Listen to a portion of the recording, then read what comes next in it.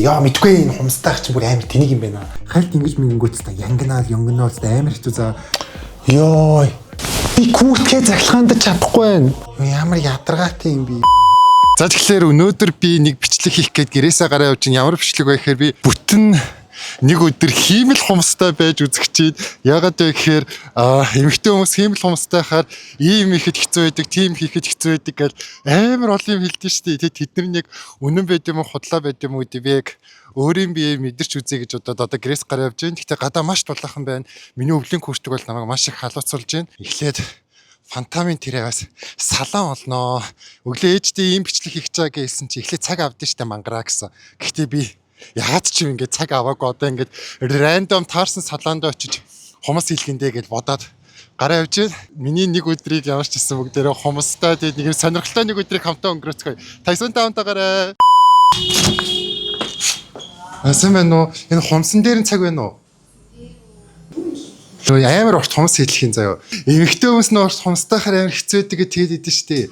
Тэрийг өөрийн бие дээр мэдэрч үзэх гээд тэгээд хумс хийлгүүлээ гэж бодсон юм. За саяны салон бол битүү цагтай байна гинэ. Ер нь бол ийм юм хэлэх гэж байгаа бол дандаа цаг авчиж очих хэрэгтэй юм байна. Би гэж балан юм тэгээл шууд яваад очиж тийм болов гэж бодсон ч үгүй байд юм байна. Тэдний салон хоёр салбартай байд юм байна. Тэгээд нөгөө салбар руу нь явчих ойрхон байдаг гинэ. Тэгээд тийш нь одоо алхаа явж байна. За ямар ч явсны эцэст нэг салон олж ирлээ. Хэр удаа бол?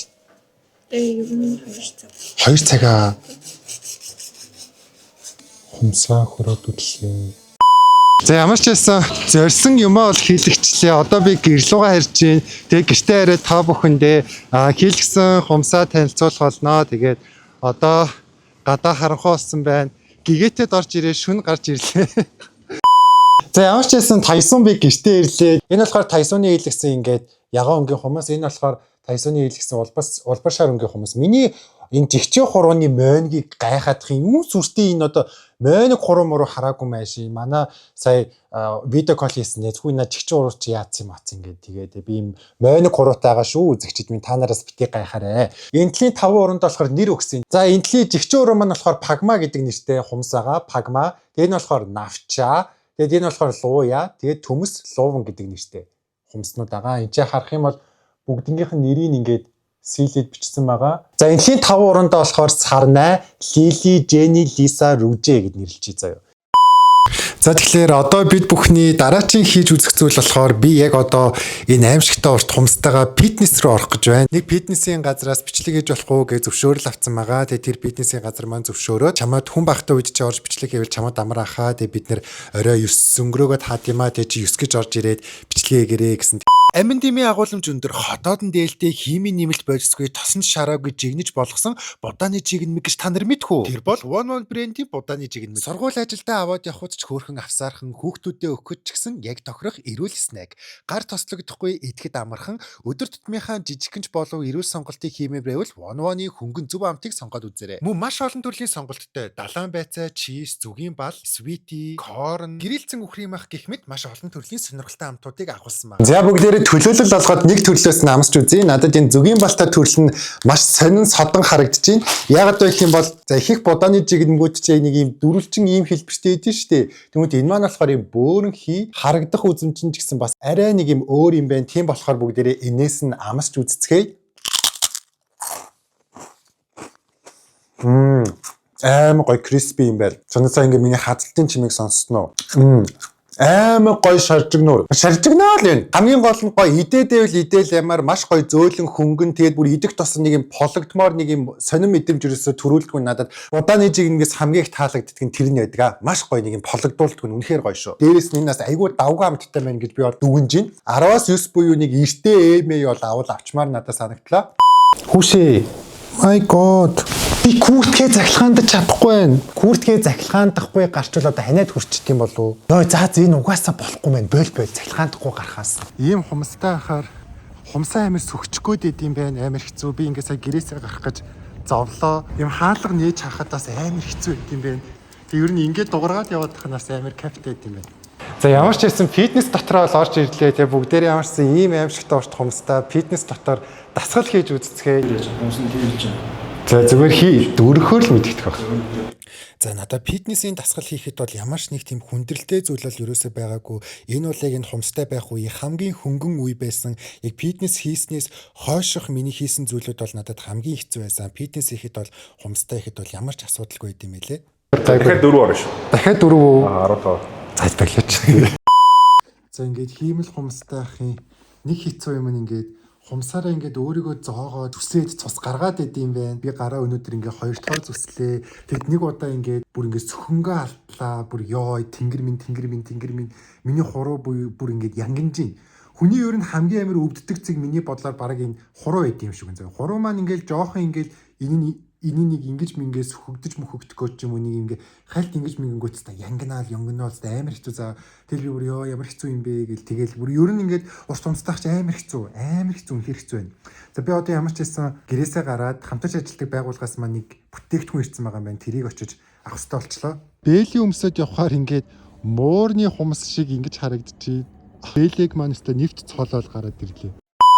Ийм хумстай байхаар үсээ шүлжихэд маш хэцүү байдаг гинэ. Нус.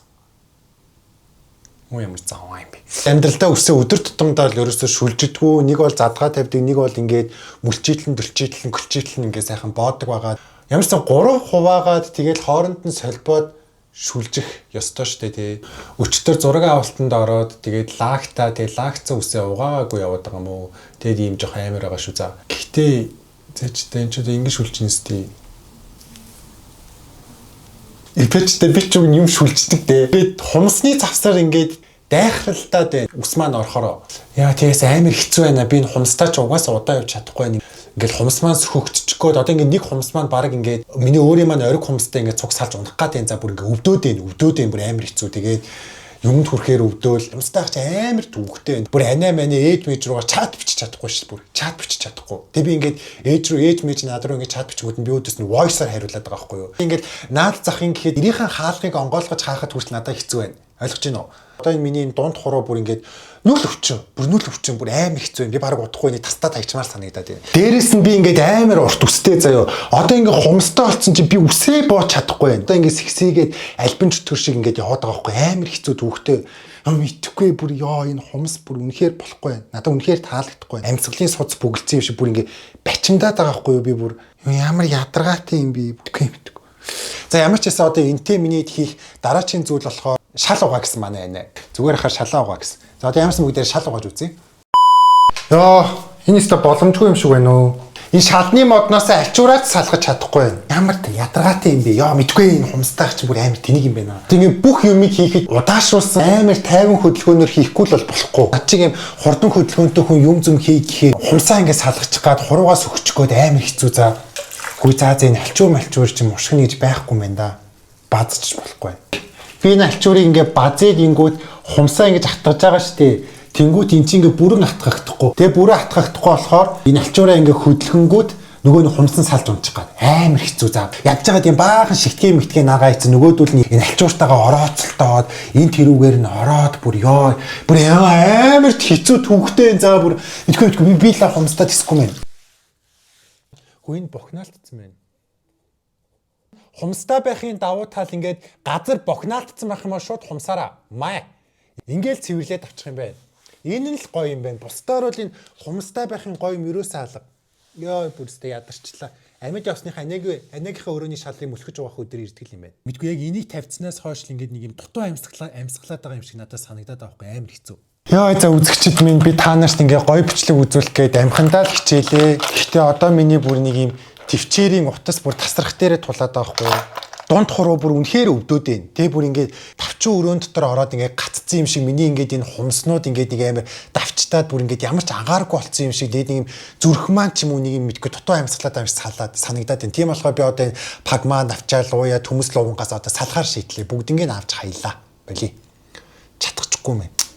Йой, тэгмэрсэн. Йой. За баяртай пагма. Чи яаж авах юм бэ? Ядчихад энэ хумсны утгаарч авч болохгүй ямар хэцүү юм бэ? Бүтэн өдөржингөө л бас нэг 5 ямиг хумсан дээрээ зөөж авахгүй бас зовлоо штэ.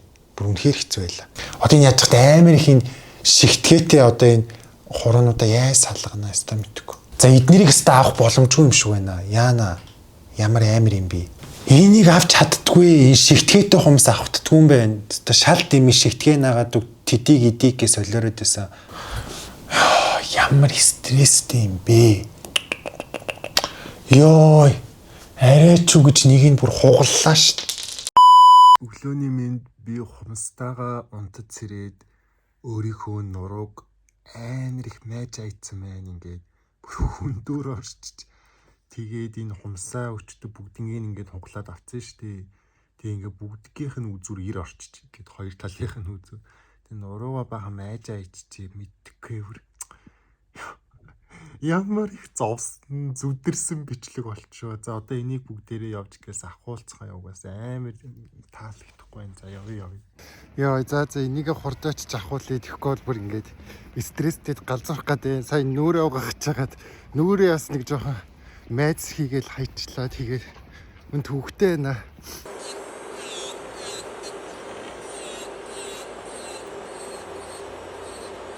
Яа за хамгийн амар энэ шигтгээнүүдийг зулгааж авдаг нь my god амар өвддөг юм байлээ. Тэгээд энэ шигтгээнүүдийг чи ингээ хөрөөдөн гэх юм уу одоо ингээ дэрэлдэж мэрэлдээд дэрил нь халаад цаанаага миний хумс өвдөөд Яа за би ингээд өөрийнхөө хумстай болоод гараад ирлээ. Бүр яа миний өөрийн хумс шиг жаргал гэж юу байдгүй юм байна.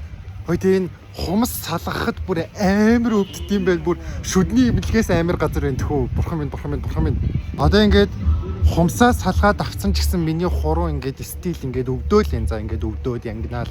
Ядж хахад ингээд өчигдөр наалгаад өнөөдөр ахуулж байгаа болохоор ингээд амар имзэг болчдөг гинэ. Тэгээ ер нь бол эн чинь бас тоглоом биш юм байна. Амар эд юм байна. Йоо тэр нэг шигтгээ шиг юмнуудыг нэг нэгээрээ салгаж авахд бол зүгээр бараг ёо тэнгэрийн орон залрангаа алтлаа бурхан минь.